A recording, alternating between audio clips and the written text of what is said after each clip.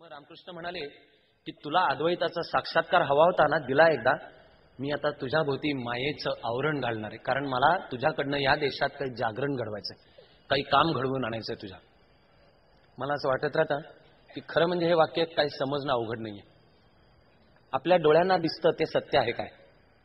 अध्यात्माची परंपरा शब्द वापरते माया, आणि कोणीतरी आपल्याला चुकीचं सांगितलं की माया म्हणजे खोटं, असं शंकराचार्य म्हणत नाहीत ना. ब्रह्म सत्य जगन मिथ्या असं म्हणणारे शंकराचार्य. मला ही भिंत पडद्याची अपारदर्शक वाटते, ती आहे का? शास्त्रज्ञ सांगतील की नाही, अल्फा बीटा गॅमा रेज त्यातनं पलीकडे जाऊ शकतात. म्हणजे ही भिंत पारदर्शक वाटणे ही माझ्या ज्ञानेंद्रियांची मर्यादा आहे.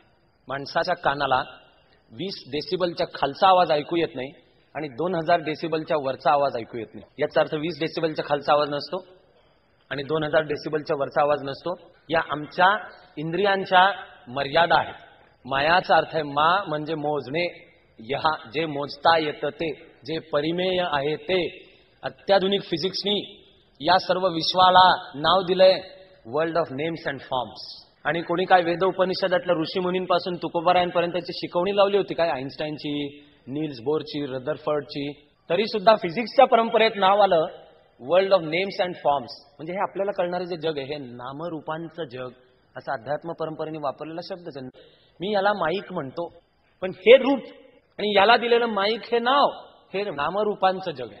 मी माईक या शब्दाचा उच्चार केल्यावर एखाद्याला हे समोर येऊ शकतो, एखाद्याला दक्षिण आफ्रिकेचा फास्ट बॉलर माईक प्रॉक्टर तो डोळ्यासमोर येऊ शकतो. विश्वाचं कोड काय आहे, अस्तित्वाला अर्थ आहे का, हा प्रश्न तत्वज्ञांना पडतो, तसा शास्त्र, तंत्रज्ञान, फिजिक्स, केमिस्ट्री, बायोलॉजी या सर्वांना सुद्धा पडतो. आपण स्थिर असतो, पण आपण स्थिर आहोत हे खरं आहे काय?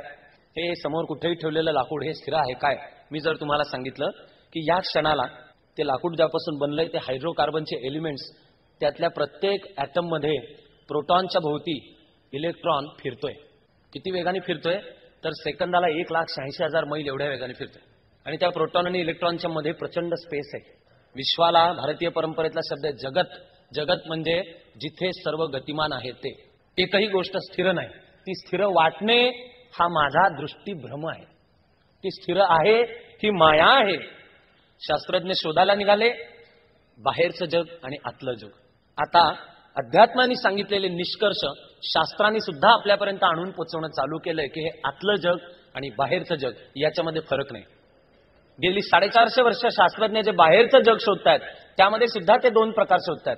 एक अधिकाधिक मोठं जग, मॅक्रो स्थूल जग, हळूहळू पृथ्वी, मग सौरमाला, मग मिल्की वे, मग असा अनेक, मग तो अल्फा सेंटॉर नावाचा शेजारी असलेला पहिला तारा, मग असे प्रचंड विश्व. ते करत करत 1200 बिलियन. ते कोडं उलगडण्याच्या प्रयत्नामध्ये आईन्स्टाईनचा रिलेटिव्हिटीचा सिद्धांत आला, सापेक्षतावादाचा सिद्धांत. हा सिद्धांत म्हणतो जगातलं सगळं इज वेल ऑर्डर्ड, सगळ्या मागे शिस्त आहे, कॉझॅलिटी, कारण परंपरा आहे. याच्या बरोबर उलट्या निष्कर्षाला सूक्ष्म जगाकडे जाणारे शास्त्रज्ञ पोचले. ते अधिकाधिक सूक्ष्म जगाकडे जाऊ लागले. आधी म्हणले हे जे खूप वैविध्य डोळ्यांना दिसतंय हे असू द्यात वैविध्य, पण मूळ हे 92 एलिमेंट पासून बनलेले.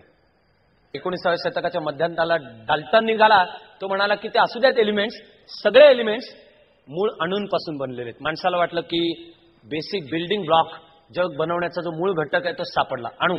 मग पुढे सापडले सब ॲटॉमिक पार्टिकल्स. मग शास्त्रज्ञांना आधी वाटलं की ते कण आहेत, त्यांची जी वर्तणूक आहे ती कण, डॉट कण, पार्टिकल सारखे आहे.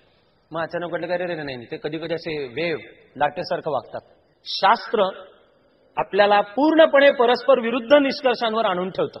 रिलेटिव्हिटी म्हणते सगळं जग हे सुसंबद्ध, शिस्तशीर, त्यामागे संगती आहे घटनांना.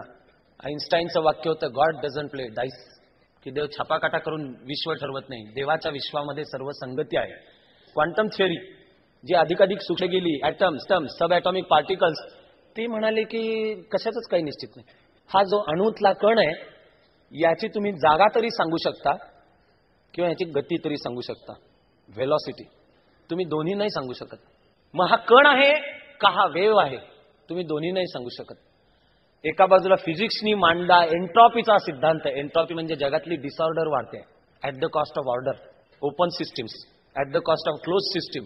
पण एन्ट्रॉपी याचा अर्थ संपूर्ण विश्वाची वाटचाल, हे विश्व कधीतरी समतोल आणि वेल ऑर्डर्ड बॅलन्स्ड होतं, ते कशाने तरी डिस्टर्ब झालं. कशाने? फिजिक्स म्हणतो बिग बँग, फिजिक्स म्हणतं theory of expanding and contracting universe, किंवा फिजिक्स म्हणतं सॉलिड स्टेट थिअरी. काहीतरी घडलं पण त्यांनी ते डिस्टर्ब झालं, ते त्याच्या मूळ रूपात आता कधीच जाणार नाहीये, उलट त्याची अधिकाधिक डिसऑर्डरकडे वाटचाल होत राहणार आहे. एन्ट्रॉपी बायोलॉजी ह्याच्या बरोबर उलटा सिद्धांत मांडून सांगते की उलट जीवाची वाटचाल ही अधिकाधिक गुंतागुंतीच्या पण अधिकाधिक शिस्तशीर आणि अधिकाधिक विकसित जीवमात्राकडे चालू आहे. म्हणजे थिअरी ऑफ इव्होल्युशन. एन्ट्रॉपी आणि इव्होल्युशन एकमेकाच्या विरुद्ध आहेत. रिलेटिव्हिटी आणि क्वांटम मेकॅनिक्स एकमेकाच्या विरुद्ध आहेत. पण परस्पर विरुद्धांचं सह अस्तित्व हे आता शास्त्रीय सुद्धा सूत्र आहे, हे अध्यात्माचं सुद्धा सूत्र आहे. श्रॉडिंजर्स कॅट नावाचा एक प्रयोग आहे, डोकं भिरभिरवणारा प्रयोग आहे.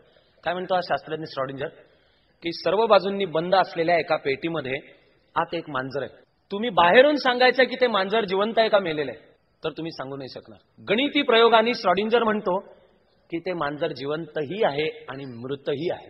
ते जिवंत आहे किंवा मृत आहे नाही, ते एकाच वेळी जिवंतही आहे आणि मृतही आहे. तुम्हाला जर शोधायचं असेल, तुम्ही कसं डेटा गोळा कसा करणार तो, तर जास्तीत जास्त तुम्ही आतमध्ये मग एक इलेक्ट्रॉन पाठवू शकता. तो इलेक्ट्रॉन येऊन तुम्हाला संदेश देणार आहे. श्रॉडिंजर म्हणतो की इलेक्ट्रॉन आतमध्ये पाठवण्यामुळे दोनातली कोणती तरी एक शक्यता पक्की होते. म्हणजे सत्याचं स्वरूप काय, हे की ते आमचे संत पुरुषांनी शिकवलं. तुझं सगुण म्हणो की निर्गुण रे, त्यांनी उत्तर दिलं सगुण निर्गुण एकू गोविंदू रे. तुझं दृश्य म्हणो की अदृश्य रे, दृश्य अदृश्य एकू गोविंदू रे. तुझं स्थूळ म्हणो की सूक्ष्म रे, स्थूळ सूक्ष्म एकू गोविंदू रे. तुझं वेव म्हणो की पार्टिकल रे, वेव पार्टिकल एकू गोविंदू रे. तुझं एन्ट्रॉपी म्हणो की इव्होल्युशन रे, एन्ट्रॉपी इव्होल्युशन एकू गोविंदू रे. तो एकू गोविंदू हा काय आहे, तर ते चैतन्य आहे. हे जे सब ॲटॉमिक पार्टिकल्स आहे ते काय आहेत, शेवटी हा ॲटम मधल्याला प्रोटॉनला म्हणायचं घनभारित पॉझिटिव्हली चार्ज, इलेक्ट्रॉनला म्हणायचं ऋणभारित. म्हणजे काय, हे आपण दिलेली नावं आहेत, सोयीची आहेत. ते म्हणले की ती ऊर्जा असते, bundle of waves, bundle of energy, आणि तिला स्पिन आहे. आणि ती असा स्पिन असेल तर ती इलेक्ट्रॉन आहे, असा स्पिन असेल तर ती प्रोटॉन आहे. निश्चित काहीच सांगता येत नाही. हर्झेनबर्गचं प्रिन्सिपल ऑफ अनसर्टन्टी. का, तुम्ही ॲटमची म्हणजे सब ॲटॉमिक पार्टिकलची जागा सांगू शकता का? शेवटी ऑब्झर्व्ह करणे म्हणजे काय, मी एखादी गोष्ट पाहतो म्हणजे काय, त्या गोष्टीवर प्रकाशाची किरणं पडतात, ती परावर्तित होऊन माझ्या डोळ्यात शिरतात, तेव्हा मी ती पाहतो. शास्त्रज्ञ म्हणाले की तुम्हाला इलेक्ट्रॉनच्या हालचालीचा अभ्यास करायचा आहे तर तुम्ही ते इलेक्ट्रॉन मायक्रोस्कोप खाली सुद्धा आता त्याचा अभ्यास कराल. पण याचा अर्थ त्या सब ॲटॉमिक पार्टिकलवर पडलेला प्रकाश किरण फोटॉन तो त्यावरनं परावर्तित होऊन तुमच्या डोळ्यात जाणार, तेव्हा तुम्हाला त्या इलेक्ट्रॉनची पोझिशन कळणार ना. पण तो फोटॉन त्या इलेक्ट्रॉनवर पडतो, यानी त्या इलेक्ट्रॉनच्या मुवमेंटमध्ये फरक येतो. सत्याचं स्वरूप आम्ही सांगू शकू का, सर्व ऊर्जा आहे, सर्व चैतन्य आहे. आणि मग आपल्याला कळणं चालू होतं अत्याधुनिक शास्त्रांनी सुद्धा, physics, chemistry, biology, mathematics, psychology, की सर्व विश्व एकाच चैतन्याचे आविष्कार आहेत. संत ज्ञानेश्वर म्हणाले की पाणी एकच, तुम्ही ते पेल्यात भरा, तांब्यात भरा, मडक्यामध्ये भरा. समुद्रामध्ये ते मडकं आहे, मडकं फुटलं की आतमधून ते पाणी मूळ पाण्यामध्ये मिसळून जाणार. जीवन आणि मृत्यूचं रहस्य काय कळलेलं नाही कोणाला. जन्माला येतो म्हणजे काय, व्हॉट इज लाईफ, प्राणशक्तीला वजन आहे का. शास्त्रज्ञांनी प्रयोग केले बंद पेटीमध्ये मृतप्राय माणसाला ठेवून, की सर्व प्रकारची अद्ययावत उपकरणं ठेवून डेटा गोळा करायचा की मरण्याचा क्षण कोणता आणि माणूस मरतो म्हणजे नेमकं काय होतं. उत्तर नाही. लाईफ, हृदयक्रिया बंद पडते म्हणजे मरतो का, मेंदू बंद होतो म्हणजे मरतो का. बर, जर जीवनाचं मूळ अस्तित्व हे जड असेल तर माणूस मरतो त्या क्षणाला, जे उरतं त्याचं वजन कमी व्हायला पाहिजे, कारण काहीतरी जातं. शास्त्रज्ञ म्हणतात वजन कमी होत नाही, मग जातं ते काय, त्याला अस्तित्व आहे का. ज्याचं वजन नाही, ज्याला आकार नाही, अशाला अस्तित्व असू शकतं का. संपूर्ण जॉमेट्री हे शास्त्र कशावर आधारित आहे, तर त्याची मूळ व्याख्या बिंदू, पॉइंट. त्या पॉइंटला पॉइंट जोडले की स्ट्रेट लाईन होते. त्या स्ट्रेट लाईनला एक 90 डिग्रीची त्याच प्लेनवर लाईन टाकली की दुसरी डायमेन्शन होते. त्याच्यावर पॅरलल मध्ये 90 डिग्रीचा आणखीन परपेंडिक्युलर टाकला की तिसरी डायमेन्शन होते. युक्लिडची जॉमेट्री. आणि आईन्स्टाईननी ती बदलली, तरी आज जे जीवन आपण जगतो त्यात अजूनही युक्लिडची जॉमेट्रीच सत्य आहे. ती अख्खी जॉमेट्री ज्यावर आधारित आहे तो मूळ आहे पॉइंट. पॉइंटची गणिती व्याख्या काय, एक असं अस्तित्व की ज्याला लांबी, रुंदी, खोली नाही, लेंथ, ब्रेड्थ आणि हाईट नसलेलं अस्तित्व असू शकतं का. आता मोजमापाची उपकरणं इतकी अद्ययावत आणि सूक्ष्म मोजमाप करणारी निघालेली आहेत की लांबी, रुंदी, उंची नसलेलं अस्तित्व असतं. जर अस्तित्व असेल म्हणजे सगुण साकार, तर त्याला लांबी रुंदी उंची असलीच पाहिजे, आणि तर ते मर्त्य, ज्याला आकार आहे त्याला शेवट आहे. कारण आकार आहे त्याचा अर्थ त्याला प्रारंभ आहे, म्हणून त्याला शेवट आहे. पण संपूर्ण जॉमेट्री हे शास्त्र आणि सगळं a square plus b square is equal to c square अधिक आपल्याला साइन कॉस टॅन आणि 1/sin 1/cos 1/tan नी जर डोकं गरगरून घ्यायचं असेल तर ते सुद्धा ते फक्त ह्या पॉइंटच्या व्याख्येवर आहे. ईश्वर आहे की नाही. फिजिक्सनी सुद्धा जे मांडत आले त्याच्यात आधी म्हणाले की हे सगळं विश्व जड आहे, म्हणून त्याला शेवट आहे. Law of conservation of mass. मग लक्षात आले की नाही, असं नाहीये कॉन्झर्वेशन ऑफ मास. मी एखादी वस्तू जाळली तर जाळण्याच्या आधी आणि जाळल्यानंतर जे मॅटर उरतं त्याचं वजन समान भरायला पाहिजे, ते भरत नाही, समान कमी होतं. ते कुठं गेलं, मॅटरचं काय झालं. म्हणून E is equal to mc² अस्तित्वात आलं आणि म्हणून आला law of conservation of mass and energy, की ते आपसात बदलत राहतं मॅटर आणि एनर्जी. आईन्स्टाईन तर त्याच्याही पलीकडे गेला आणि तो म्हणाला की एक सीमारेषा अशी येते की जिथे तुम्ही मॅटर आणि एनर्जी वेगळंच करू शकत नाही, ते एकच आहे. ऊर्जा, एनर्जी आणि जड ऐहिक. कारण जडाची मर्यादा कुठे संपते आणि हे जे चेतन, ऊर्जा, एनर्जी असलेलं कुठे चालू होतं असं काही सांगताच येत नाही. ते सर्व जणू एकच आहे. ते जे एक आहे ते आपल्यामधून व्यक्त होतं. काल परवापर्यंत तर एका बाजूला फिजिक्स हे म्हणत आलं की ऊर्जेचे जे 5 प्रकार, त्याच्यात ग्रॅव्हिटेशनल फोर्स आणि इलेक्ट्रोमॅग्नेटिक वेव्ह हे 2 वेगळं, पण बाकी सगळं एकच आहे. आत्ता शास्त्रज्ञांचा प्रयत्न चालू हे सोडवायचा. मग म्हणाले फिजिक्स मधले 4 फोर्सेसचे प्रकार, strong forces, weak forces, electromagnetism, gravitational force. त्यातले ग्रॅव्हिटेशनल फोर्स सोडून उरलेलं सगळं एक आहे. अजून शास्त्रज्ञांचं गणित हे चाललंय. हे गणित सोडवण्याकरता आईन्स्टाईननी युनिफाईड फील्ड थिअरी मांडली. युनिफाईड फील्ड थिअरी म्हणजे वेदांत आहे. सर्व विश्व एकाच चैतन्यापासून बनलेले आहे. ते गणिती पद्धतीने आईन्स्टाईननी अजून अंतिमता सिद्ध केला असं नाही, पण आईन्स्टाईननी जे हायपोथेसिस मांडलं युनिफाईड फील्ड थिअरी, ते कोणी नासाबित सुद्धा करू शकले नाही. मला तर वाटतं की आपल्याला समजायला इतकं सोपं आहे आता. खरं म्हणजे आपण मोबाईलवर बोलतो, म्हणजे काय करतो, बोलणे ही साऊंड, ते त्या मोबाईलच्या डायफ्रॅमवर जाऊन आदळतं. त्या ऊर्जेला अॅनालॉग म्हटले. तिथे जो चिप बसवलेला आहे तो त्या अॅनालॉगचं रूपांतर करतो डिजिटल सिग्नलमध्ये. तो जातो आकाशातल्या सॅटेलाइटकडे. तो सॅटेलाइट मला ज्याच्याशी किंवा जिच्याशी बोलायचं असेल त्याच्या कानात जो मोबाईल आहे तो वाजणं चालू होतं. त्याच्या फोनचा जो चिप आहे तो त्या डिजिटलचं पुन्हा अॅनालॉग कन्व्हर्जन करतो आणि ऑनलाईन मी ज्या क्षणाला, in time, in real time, मी ज्या क्षणाला जे शब्द बोलतोय त्या क्षणाला ते शब्द हा माझा ऐकणारा, माझे आई वडील, मित्र मैत्रीण कोणी असो, कुठल्याही टोकाला असले तरी त्या क्षणाला ऐकतायत. शास्त्राने या प्रोसेसमध्ये काय केलं हे आहे ऊर्जेच्या एका प्रकाराचं दुसऱ्या प्रकारात रूपांतर आणि त्याच्या मूळ रूपामध्ये पुन्हा ते मिळवणे. Conversion of one form of energy into another form of energy and it's retrieval in its original form. हे सत्य असेल. माणसाचं हे जे अस्तित्व हे मी जगतो म्हणजे काय, आणि ते एका विशिष्ट तारखेला मरतं म्हणजे काय. आता फिजिक्सनी सुद्धा म्हणणं चालू केलं की 12 डायमेन्शन्स असतात आणि आपलं कॉन्शियसनेसचा फक्त स्तर बदलतो. मी आता तुझ्या भोवती मायेचं आवरण घालणार आहे. यामध्ये जाणीवपूर्वक हे सगळं फिजिक्स, मॅथमॅटिक्स, कॉन्शियसनेस, गणिताचा जो सर्व आत्ताचा जिवंत सर्वश्रेष्ठ शास्त्रज्ञ रॉजर पेनरोज त्यांनी विचारणं चालू केलंय कॉन्शियसनेस काय, कॉन्शियसनेसचा फॉर्म्युला आहे का, कॉन्शियसनेसचं काही गणित आहे का.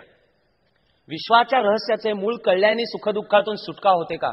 अध्यात्म आपल्याला सांगणं चालू करतं की हे जे माझं स्वस्वरूप आहे हे जाणून घे, तर जी सुखदुःख, द्वैत, द्वंद्व अस्तित्वातली त्यातनं सुटका होईल.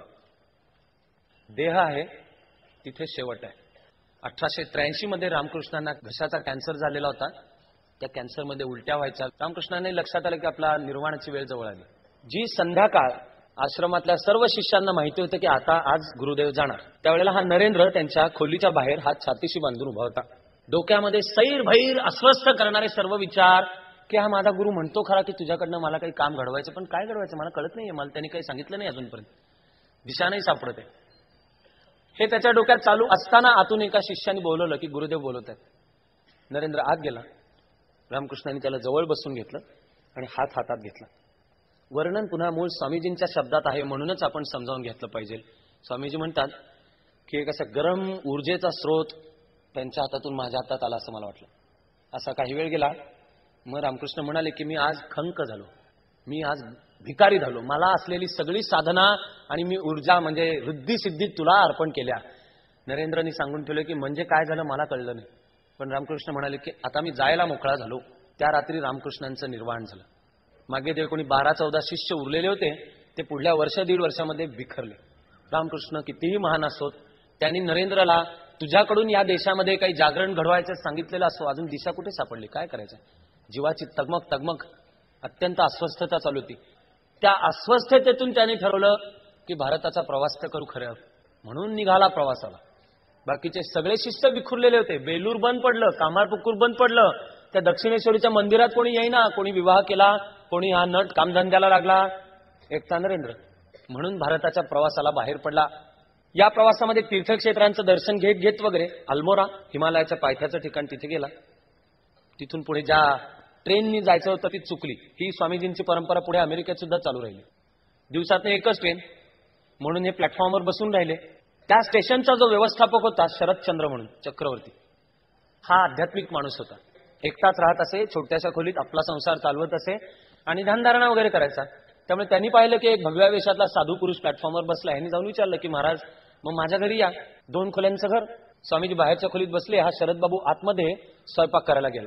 बाहेर स्वामीजी ते एन्सायक्लोपीडिया ब्रिटानिकाचे खंड ठेवले होते तिथे, ते चाळत बसले. स्वयंपाकाला काय तास 1.5 तास लागला असेल. शरदबाबू बाहेर आले. स्वामीजींना म्हणाले, माफ करा वेळ लागला, पण जेवण तयार आहे. तर स्वामीजी म्हणाले की काय काळजी नाही, माझा हा एन्सायक्लोपीडिया ब्रिटानिकाचा 4था खंड वाचून झाला. आता कितीही देवभक्त आणि आध्यात्मिक असला तरी शरदचंद्रांनी काय डोकं बाजूला काढून ठेवलेलं नव्हतं. तो स्वामीजींना म्हणला, काय थट्टा करता का, हे असा खंड एवढा. तर स्वामीजी म्हणले, मग ठीक आहे, तुला पटत नसेल तर त्याचं कुठलंही पान काढ आणि मला प्रश्न विचार त्याच्यावरचा. परीक्षा घ्यायला या शरदबाबूंनी खरंच कुठलं तरी पान काढून स्वामीजींना प्रश्न विचारणं चालू केलं. खटाखट स्वामीजींनी त्या पानावर जे होतं ते सांगणं चालू केलं. हा थक्क. स्वामीजी म्हणाले की योगशास्त्रापाशी ही जादू आहे आणि योग साधनेने चित्ताची एकाग्रता आणि ज्ञानग्रहणाची क्षमता वाढवली तर हे एवढ्या वेगाने ज्ञानग्रहण करता सुद्धा येतं. पुढे जाऊनची एक गोष्ट सांगतोय. अमेरिका, धर्मविजय वगैरे व्याख्यानांची मालिका चालू होती.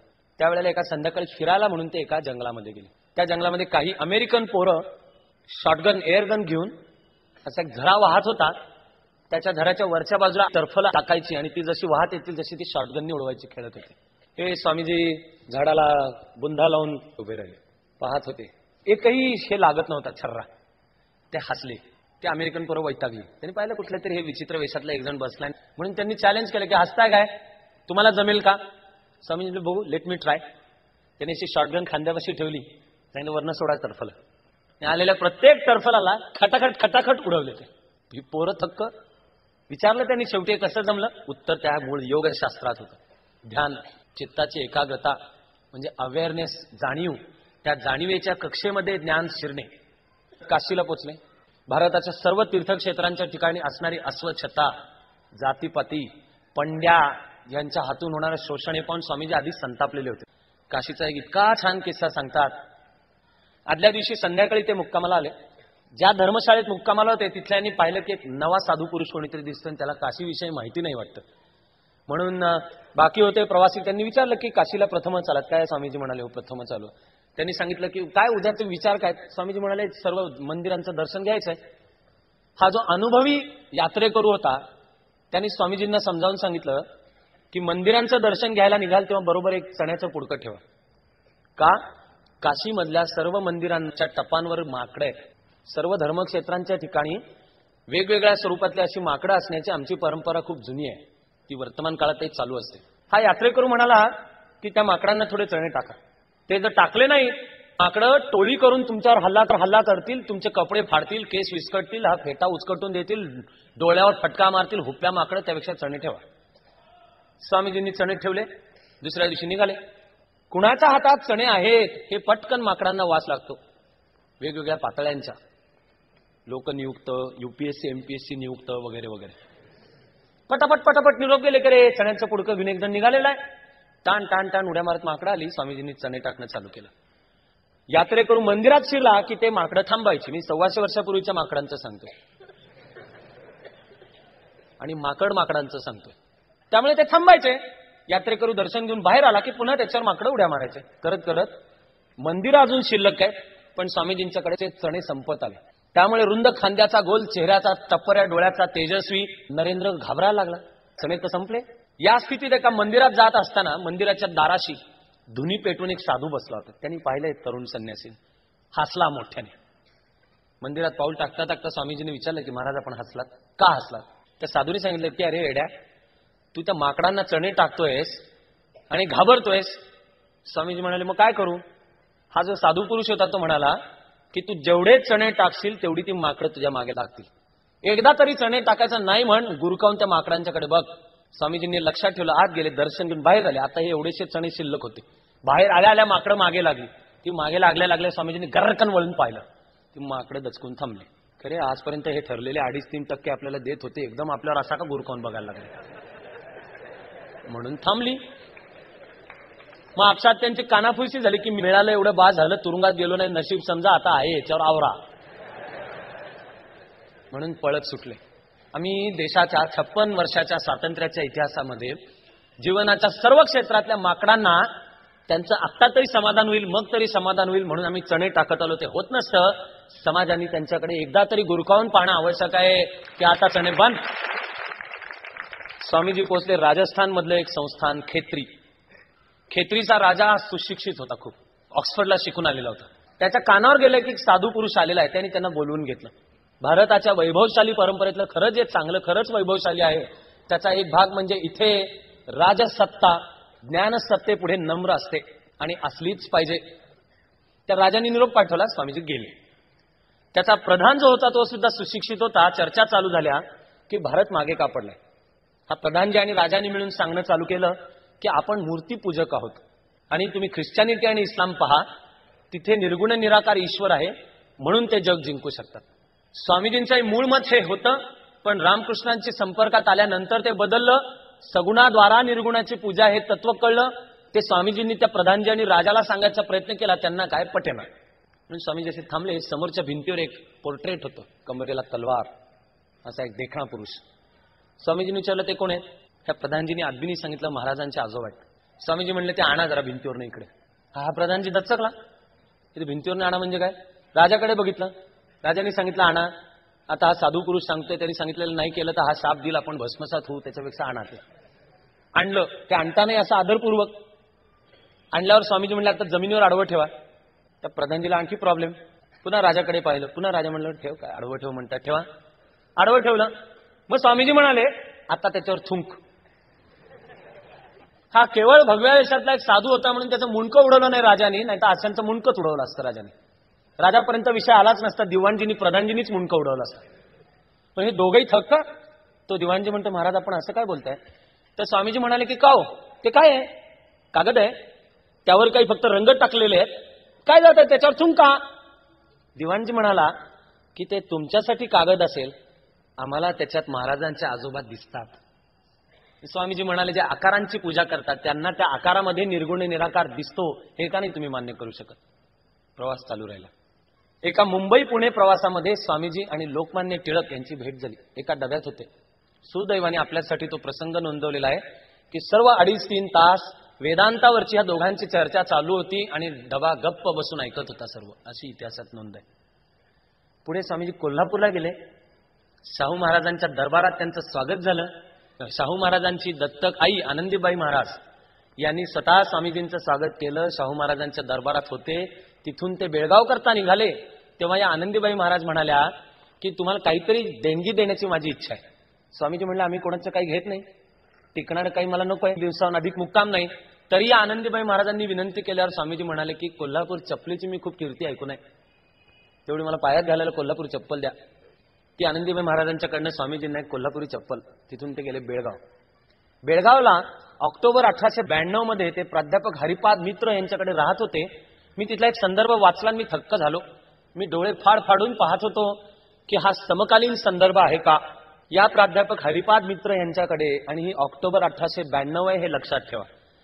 आईन्स्टाईननी सापेक्षतावादाचा सिद्धांत आणि स्पेस टाइम कंटिन्युअम हा 1905, 1915 तो सिद्ध झाला. 1919, 1892च्या चर्चेत स्वामीजी म्हणतायत की दिख म्हणजे दिशा आणि काल हेही एकच आहेत, असं आज ना उद्या सिद्ध होईलच. स्पेस आणि टाइम, तो नुसता स्पेस टाइम हा सलग नाही, स्पेस टाइम ही एक कन्सेप्ट आहे. स्वामीजींचे तिथले शब्द आहेत की मला माझा अद्वैत वेदांताचा विचार शिकवतो की सर्व विश्व मूळ एक आहे. तुम्ही आज काल आणि अवकाश यांना वेगळं समजत असाल, पण तेही मुळात एकच आहे. पुढे केरळ, या केरळचं वर्णन त्या काळामध्ये स्वामीजींनी केलंय लुनाटिक असायलम, की हे वेड्यांचा बाजार. का? केरळमध्ये जाती व्यवस्था जबरदस्त होती. सलग 3 दिवस 3 रात्री अशा गेल्या की स्वामीजींना काय खायला मिळालं नाही. अक्षरशः थकून 2 गावांच्या मधल्या माळरानावर एक एकांड झाड होतं, त्याला पाठ टेकून स्वामीजी बसले. तिथनं एक माणूस चालला होता. दुपारची टळटळीत उन्हाची वेळ. त्यांनी पाहिलं की एक साधू बसलाय आणि असा ग्लानी आल्यासारखा, जेवणाची वेळ आहे. या माणसाने त्याच्यापाशी जाऊन विचारलं. स्वामीजी म्हणाले भूक लागली. हा माणूस म्हणाला माझ्यापाशी फडक्यामध्ये बांधलेलं भात आहे, तुम्हाला चालणार आहे का? स्वामीजी म्हणले दे. स्वामीजी पहिला घास उचलून खाणार. तेवढ्यात हा माणूस म्हणला की महाराज थांबा थांबा थांबा. तो म्हणाला महाराज आमचा भात आपल्याला चालेल का? आम्ही अंत्यज, तथाकथित अस्पृश्य. आणि असं तोंडापाशी गेलेला हा झटकन स्वामीजींनी बाजूला घेतला. त्या माणसाने सांगितलं बरं झालं मला सांगितलं असते. त्या माणसाने शांतपणाने फडकं बंद केलं, कारण त्याला मान्य होतं, त्याला ते माझी मागल्या जन्मातली पाप या नावाखाली चोखा मेळ्याप्रमाणेच काहो केशी राजा भुके पै धरिता. आणि हे बडवे मला मारतात, मी काय अपराध केला? मी माळ चोरलेली नाही, पण जातीनी अस्पृश्य जातीत जन्माला आलो बाबा, काय मागल्या जन्मातली पाप असतील? बंड अजून सुरू व्हायचं होतं. त्यांनी ते फडकं बंद केलं आणि तो निघाला. तो निघतोय तोवर स्वामीजींच्या डोक्यात विचारही आला की आपण वेदांत सांगतो, माणसात भिंती कसा? मला अजूनपर्यंत काही कळलंच नाही. माणसात सतत त्या भिंती उभ्या करायची सवय लागलेल्या आमच्या या समाजाला शिकायला हवंय. स्वामीजी थांबले आणि त्या माणसाला त्यांनी बोलवून घेतलं. परत ये म्हटले, माझ्यासमोर बैस म्हणले. त्याची त्यांनी माफी मागितली आणि म्हणाले मी खाणार आहे, नुसतं खाणार नाही, आता तू मला भरव. एका गोष्टीमध्ये नवे नवे अर्थ शोधावेत इतके प्रचंड अर्थ आहेत, पण अनेकांच्या मधला एकच मी जाता जाता तुमच्या कानावर घालून ठेवतो की जो नरेंद्र दत्त योद्धा संन्यासी आहे, रामकृष्णांच्या संस्कारातही वाढला, अध्यात्म कळलं, वेदांत कळलं, त्याला सुद्धा हा भात भरवणारा अंत्यजय कळल्यावर त्याच्या हाताला एकदा विजेचा झटका बसला. तुम्हाला मला जर माणूस व्हायचं असेल, भारतीय व्हायचं असेल, ह्या झापडांच्या पलीकडे उठायचं असेल, तर ती तपश्चर्या किती मोलाची आहे आणि किती अवघड आहे हे सुद्धा लक्षात यावं. कन्याकुमारीला पोचले. उसळता समुद्र, दिशा सापडत नाहीये. अमेरिकेतल्या सर्वधर्म परिषदेविषयी पहिल्यांदा ऐकलेलं होतं, ते बेळगावमध्ये असताना ऐकलेलं होतं, पण मनामध्ये अजून स्पष्ट नव्हतं. कोणी कोणी सांगणं चालू केलं होतं की हिंदू धर्माचे प्रतिनिधी म्हणून तुम्ही जाय का, यांच्या डोक्यात नव्हतं. अस्वस्थ ते पायी त्या खवळलेल्या समुद्रामध्ये त्यांनी उडी मारली आणि जाऊन त्या खडकावर बसले. 3 दिवस 3 रात्र. की आता मला माझ्या प्रश्नाचं उत्तर मिळाल्याशिवाय मी इथून उठणार नाही. प्रसंग पुढे स्वामीजींनीच सांगितलेला आहे की मला असं एक दृश्य दिसलं, दृष्टांत झाला की गुरुदेव समुद्रावरून चालत चालत चाललेत आणि मला म्हणतायत की माझ्या मागे ये. यामध्ये काही अद्भुत नाही, काही आश्चर्यकारक नाही. शांत चित्तानी स्वतःच्या आत जो डोकावून पाहिल त्या प्रत्येकाच्या लक्षात येईल की न सुटणाऱ्या प्रश्नांची अशी उत्तरं आपल्या आतूनच आपल्यात येतात. कोणी त्याला दृष्टांत म्हणतं. स्वामीजींच्या मनात विचार आला की तिकडे जाऊ त्या सर्वधर्म परिषदेला. मग आले, भारतामध्ये परतले त्या खडकावरून. खेत्रीच्या महाराजांनी पैशाची वगैरे व्यवस्था केली. खेत्रीच्या राजांनी सुचवलं की तुम्ही अध्यात्म ज्या पद्धतीने बोलता ते इतकं विवेकनिष्ठ आहे की तुम्ही स्वतःला आता नाव बदलून विवेकानंद घ्या. ते घेतलं आणि ते बोटीनी चीन, हाँगकाँगच्या बाजूने कॅलिफोर्नियात उतरण्यासाठी म्हणून निघाले. बोटीच्या डेकवर ख्रिश्चन मिशनरी होता. त्यांनी पाहिलं भगव्या वेशातला एक साधू. त्यांनी धर्माची चर्चा चालू केली. ती धर्माची चर्चा आणि सर्वधर्म आहेत समान, ते मूळ सत्य सांगतात, ते अत्याधुनिक विज्ञान वगैरे सांगतात, हेही विवेकानंदांनी त्यांच्या काळामध्ये मांडलेलंच आहे. पण हा ख्रिश्चन मिशनरी सांगत होता की नाही नाही माझाच धर्म काय तो श्रेष्ठ. स्वामीजी त्याला सांगताय की तू अपमानास्पद पातळीला येऊन असा वाद घालू नकोस. तर तो वाद त्यांनी ह्या पातळीला आणला. म्हणला कसला तुझा देव? दगडाचा. पाण्यात टाकलं की बुडतो. माझा देव लाकडाचा, तो पाण्यात टाकला तरी तरतो. तर स्वामीजींनी त्याला एकदा वॉर्निंग दिली की तू चर्चा करायची ती नीट कर आणि ही अपमानास्पद पद्धतीने करू नको. पण याच्या साम्राज्यावरनं सूर्य मावळत नव्हता त्यावेळेला. त्याने अपमानास्पद चर्चा चालू ठेवली. स्वामीजींनी ऐकली आणि गचांडी पकडली आणि म्हणाले आता या असली बकवास चालू ठेवणार असलास तर तुला मी डेकवरनं फेकून देईन. मग त्या ख्रिश्चन मिशनरीला एकदम सर्वधर्म समभावाचा साक्षात्कार झाला की अरे अरे नाही थांबा. मूळ भारतीय सहिष्णुता न सोडता आपल्याला कोणत्या जीवन पद्धतीचं रक्षण आणि संवर्धन करायचं हे न सोडता इलाज उरला नाही तर गचांडी पकडता आलीच पाहिजे. कॅलिफोर्नियाला पोहोचले. जुलै 1893. परिषद होती सप्टेंबर. ट्रेननी शिकागोत पोहोचले 2 महिने आधी. परिषद कधी धड माहिती नव्हतं.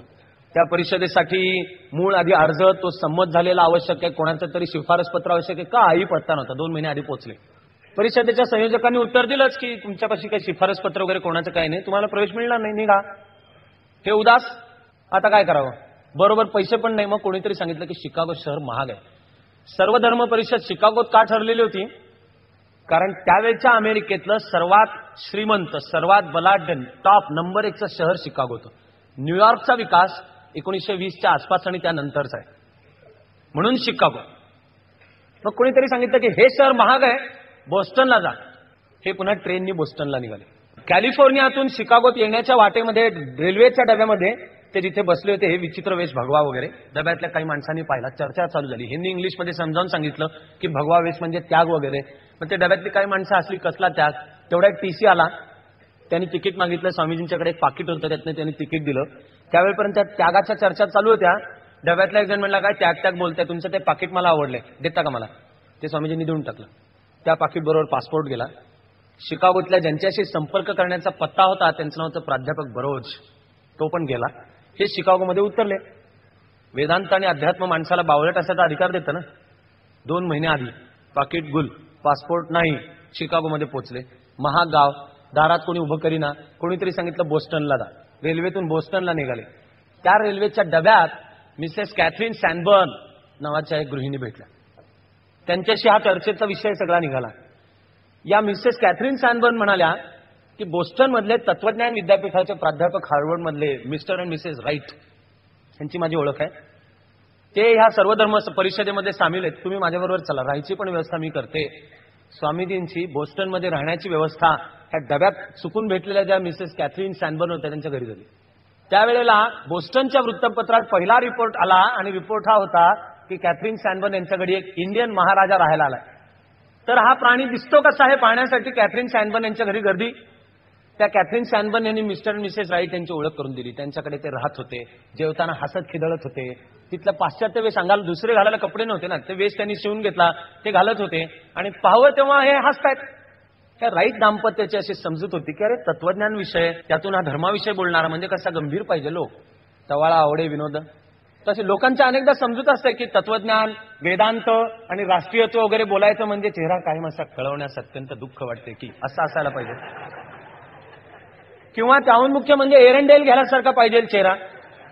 हा हसतोय, खिदळतोय आणि तत्वज्ञान सांगतोय, वेदांत सांगतोय. म्हणून जेवणाच्या टेबलवर एकदा श्रीयुत राईट यांनी विचारलं की अहो तुम्ही you are a man of religion, हसताय काय?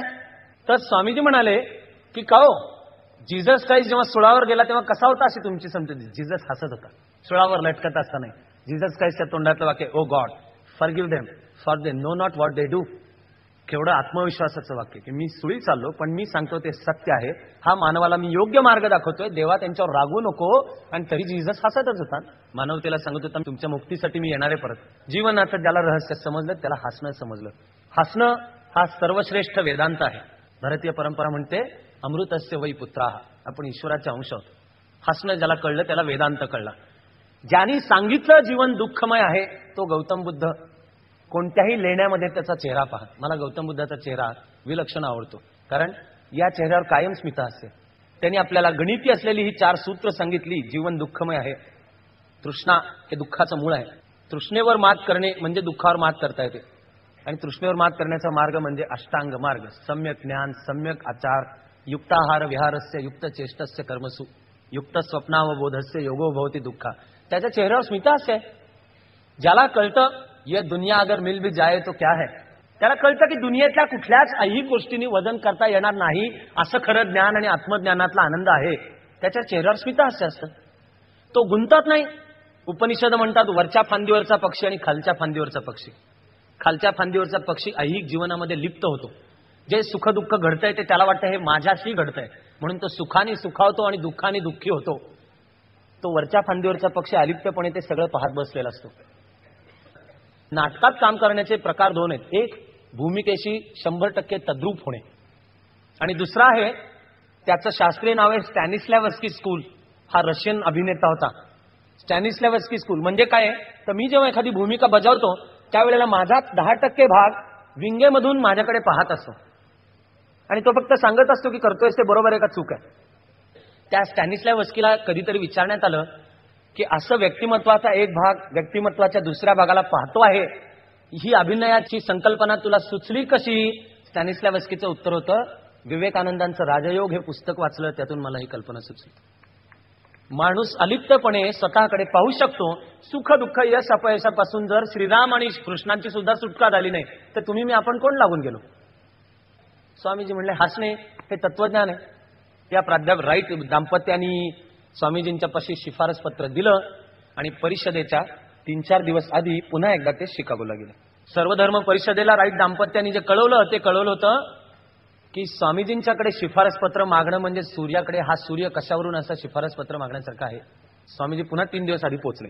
जायचं होतं प्राध्यापक बरोज, पुन्हा पाकिट हरवलं. काही ऐकून घ्यावं काय आपण हे, यांनी सर्वधर्म परिषदेत विजय केला म्हणून हरवलं. आता काय करणार. शिकागो रेल्वे स्टेशनच्या बाहेर थांबले, तसेच भटकायला लागले. ते जंजाळ, अशा आडवे जाणारे रस्ते, अव्हेन्यूज आणि रोड्स, स्ट्रीट्स. त्याच्या मिशिगन अव्हेन्यू, लेक शोर स्ट्रीट वर शिकागो इन्स्टिट्यूट ऑफ आर्ट म्हणून 3000 व्यक्ती बसू शकतील असं सभागृह, तिथे हा कार्यक्रम होता. त्याच्या आसपास भटकत राहिले. आसपास एक जो रस्ता आहे त्याचं नाव डिअरबॉर्न अव्हेन्यू. डिअरबॉर्न अव्हेन्यूला कंटाळून फुटपाथवर बसले. तो ज्या बाईंचा बंगला होता त्या बाई दार उघडून बाहेर आल्या. त्यांनी पाहिलं की एक थकलेला माणूस नुसता बसलाय, त्याला आत बोलवलं. चौकशी केली. या बाईंचं नाव तर मिसेस जॉर्ज डब्ल्यू हेल. त्या बाई त्यांना सर्वधर्म परिषदेकडे घेऊन गेल्या. ओळख देख झाली आणि 11 सप्टेंबर 1893चा जगाच्या इतिहासातला अजरामर दिवस उजाडला. मला वाटत होतं की नियतीने केवढं अजब स्क्रिप्ट लिहून ठेवलेलं आहे. 11 सप्टेंबर 1893. ओसामा बिन लादेननी वर्ल्ड ट्रेड सेंटरवर हल्ला केला तो दिवस 11 सप्टेंबर 2001. पण जीवनातलं मला कळलं तेच अंतिम सत्य, ते ऐका नाहीतर मी वाटेल तो मार्ग आणि निरपराधांचा हत्या करीन. हा जीवनविषयक एक दृष्टिकोन 11 सप्टेंबर 2001. आणि या एका 11 सप्टेंबर 1893ला कोपऱ्यामध्ये बसलेला एक साधू पुरुष, तो हाताची घडी घालून बसलेला होता. बोलण्यामध्ये त्याचा 4था किंवा 5वा नंबर होता. सभेचा जो अध्यक्ष होता, पद्धती की प्रत्येक धर्माच्या आलेल्या प्रतिनिधींनी आपल्या धर्माची ओळख 3 ते 5 मिनिटात करून द्यायची. आणि हा अध्यक्ष पुढच्याचं भाषण चालू असलं की त्याच्या पुढच्या दोघांना सांगायचं की आता तुमचे नंबर, पुढे येऊन थांबा. तसं त्यांनी स्वामीजींना सांगितल्यावर स्वामीजी म्हणाले लाईट अप, नंतर नंतर नंतर. संध्याकाळ उजाडली, दिवस संपला, वक्ते संपले. आता त्या अध्यक्षांनी सांगितलं की आता बोलणं भाग आहे. स्वामीजींनी स्वतः सांगितलंय की माझं नाव सुद्धा पुकारलं गेलं आणि माझ्या डोक्यात काय बोलू काहीच नव्हतं. माईकच्या मागे येऊन उभे राहिलो, ईश्वराचं स्मरण केलं, माझ्या गुरुला आठवलं, सांगितलं आता माझ्या तोंडून तू बोल. मग म्हणाले sisters and brothers of America. जगाच्या इतिहासातला अजरामर सलग टाळ्यांचा प्रचंड कडकडाट आहे. मला वाटत राहतं की या सिस्टर्स अँड ब्रदर्स ऑफ अमेरिकाला काय टाळ्या आल्या असतील. दिवसभर बाकीचे सगळे ladies and gentleman, this august assembly, his excellency, your excellency असं एक फॉर्मल औपचारिक हे देत होते.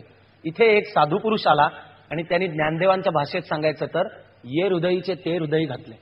अंतःकरणात सखोल विश्वाच्या एकात्मतेची, म्हणून सर्वेत्र सुखीन संतू, म्हणून हे सर्व विश्व, ते अमेरिकेतले असोत कुठले, हे माझे बंधू भगिनी, या भावनेतून जेव्हा ती हाक येते मग टाळ्यांचा कडकडाट आणि मग सुमारे 120 सेकंदांचं बोलणं.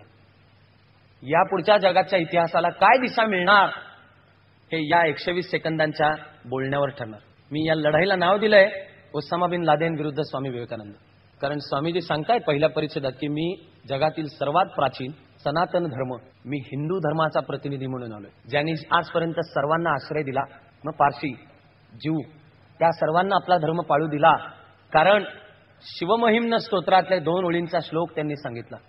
रुची नाम वैचित्र्यात रुजुकुटील नाना पथजुषाम नृणामेको गम्यस्त्वमसी पयसार नवैव.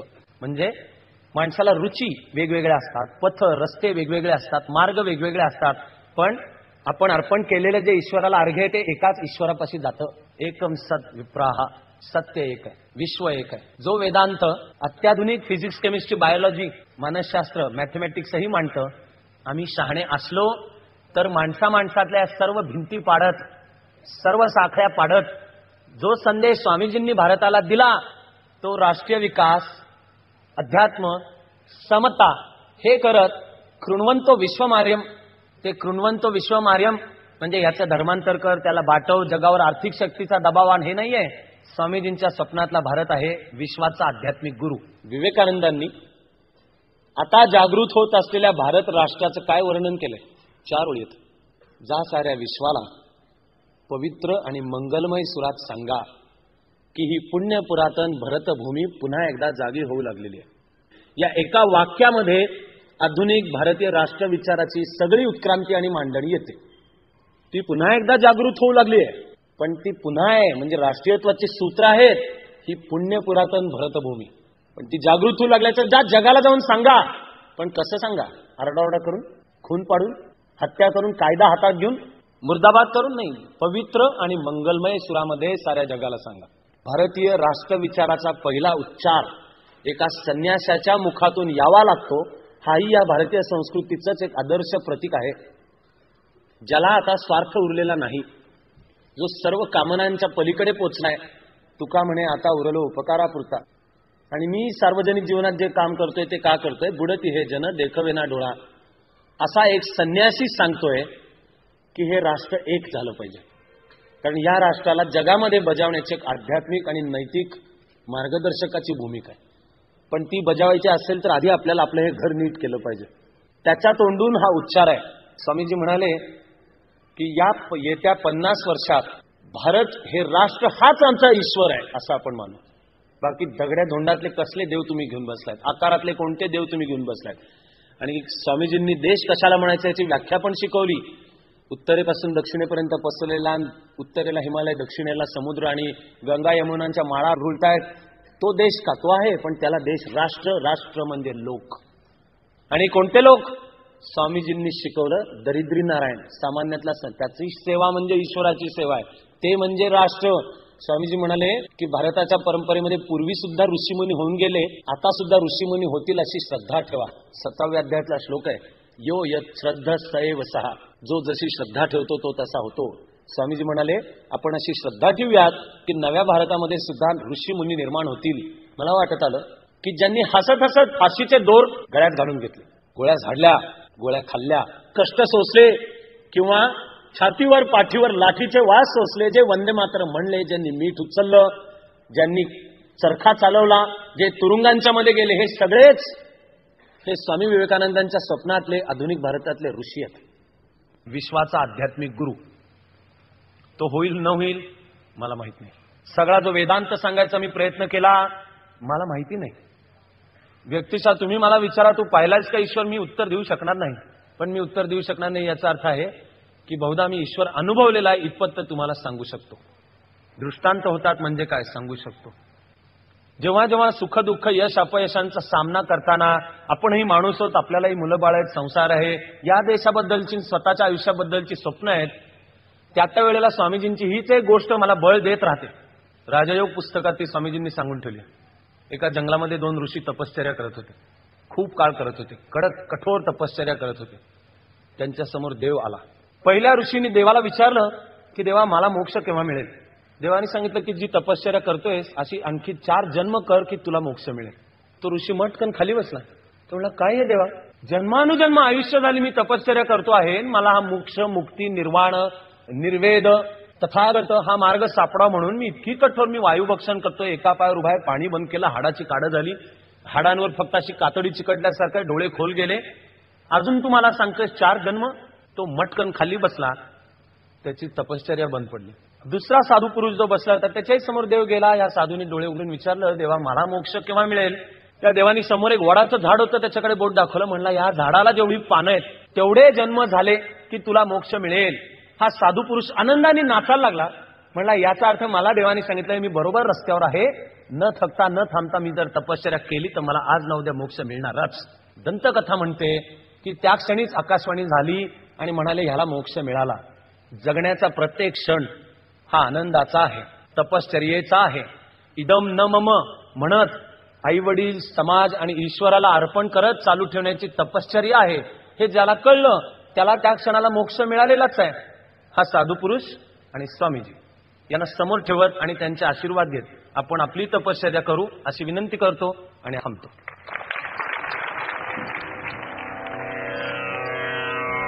नव्या वैभवाचीच स्वप्ने सजावी, नव्या वैभवाचीच स्वप्ने सजावी, मनी हास्य लेऊन मुक्ती जगावी, मनी हास्य लेऊन मुक्ती जगावी, हवी फक्त उन्मुक्त निर्माण शक्ती, हवी फक्त उन्मुक्त निर्माण शक्ती, नवी ध्येय आसक्त प्रल्हाद भक्ती नवी ध्येय आसक्त प्रल्हाद भक्ती हवी फक्त उन्मुक्त निर्माण शक्ती हवी फक्त उन्मुक्त निर्माण शक्ती नवी ध्येय आसक्त प्रल्हाद भक्ती नवी ध्येय आसक्त प्रल्हाद भक्ती अहंता गळावी अभंगास म्हणता अहंता गळावी अभंगास म्हणता तपस्येत तल्लीन आतून होता तपस्येत तल्लीन आतून होता प्रतिभे समस्तीत आकार यावे प्रतिभे समस्तीत आकार यावे पुरी उत्तमाचेच ओंकार गावे पुरी उत्तमाचेच ओंकार गावे हवी फक्त उन्मुक्त निर्माण शक्ती हवी फक्त उन्मुक्त निर्माण शक्ती नवी ध्येय आसक्त प्रल्हाद भक्ती नवी ध्येय आसक्त प्रल्हाद भक्ती जरी एक अश्रू पुसायास आला जरी एक अश्रू पुसायास आला तरी जन्म काहीच कामास आला तरी जन्म काहीच कामास आला जरी अश्रू विस्फोट होऊन सजला जरी अश्रू विस्फोट होऊन सजला तरी मुक्त ज्वालामुखी जन्म झाला तरी मुक्त ज्वालामुखी जन्म झाला हवी फक्त उन्मुक्त निर्माण शक्ती हवी फक्त उन्मुक्त निर्माण शक्ती नवी ध्येय आसक्त प्रल्हाद भक्ती नवी ध्येय आसक्त प्रल्हाद भक्ती नवी ध्येय आसक्त प्रल्हाद भक्ती नवी ध्येय आसक्त प्रल्हाद भक्ती नवी ध्येय आसक्त प्रल्हाद भक्ती नवी ध्येय आसक्त प्रल्हाद भक्ती